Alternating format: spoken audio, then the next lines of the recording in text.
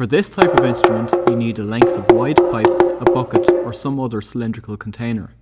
I'm using commonly available 110mm waste pipe for the drum shell and sticky tape for the membrane or skin.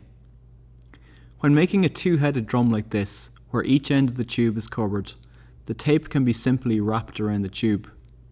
The trick here is to stretch the tape while putting it over the open ends of the tube. The more taut it is, the higher and louder the sound will be. Slightly rotate the tube each time you cover the ends, so eventually there are no gaps. For single-headed drums like this one, apply individual lengths of tape in a crisscross manner until there are no gaps, again stretching as you do so. Wider and longer lengths of pipe will result in different pitches. You can hear how the longer tube has a lower pitch compared to the shorter one. Experiment with different containers and pipes for this type of instrument. For larger diameters, use packaging tape rather than normal sticky tape. It'll be much faster to make. For this example, we're going to make some shakers, and shakers are really easy to make. I'm going very purist here with the materials I'm using. It's all plastic. I've got these plastic counters and plastic beads. And okay, instrument number one is basically this.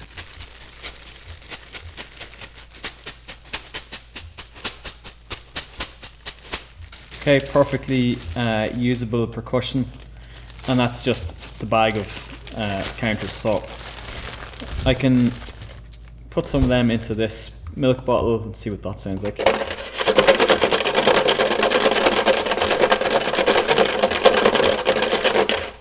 Make sure to clean out your milk bottle when you're doing this.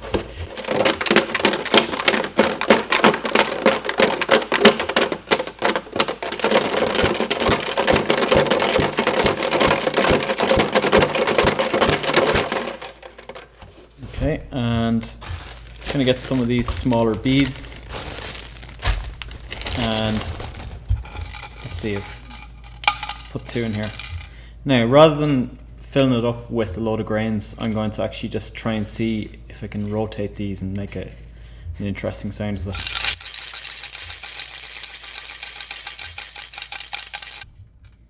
it. Now, just two plastic boxes I happen to have nearby, and I'm going to fill up a few into each.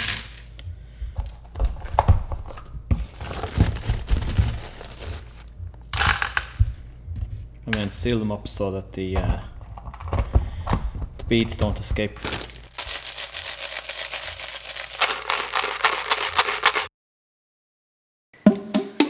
For this instrument, I'm using two lengths of pipe, but you can use whatever lengths of pipe that you have around. This one is a 36mm white PVC waste pipe, and this is a 20mm PVC conduit. This is really cheap to get in hardware shops. And what we're going to do with them in this instance is make them into a tuned percussion. So when I hit the end of this tube, you can hear a pitch. Okay, so what's happening there is the air inside the tube is being vibrated back and forth when I hit it, like that. And if I had a longer length of this pipe, it would make a lower pitch. If I had a shorter length, it'll make a higher pitch. And you can see the difference between that thinner pipe and then this longer one here. So when I tap the end of this, okay, it's a lower tone. And I want to be able to make an instrument that I can play both of them without having to hold it like this, which is really uncomfortable. So I'm going to use this bottle again that I used in the shaker example, and I'm going to tape it on to make it into a spacer, just to make it a little bit more usable. Because that's something, when you're making a musical instrument, you always have to think about how is somebody going to play this. So it's a really important thing to consider.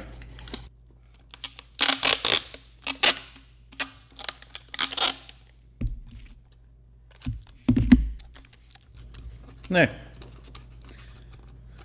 that's pretty solidly attached, so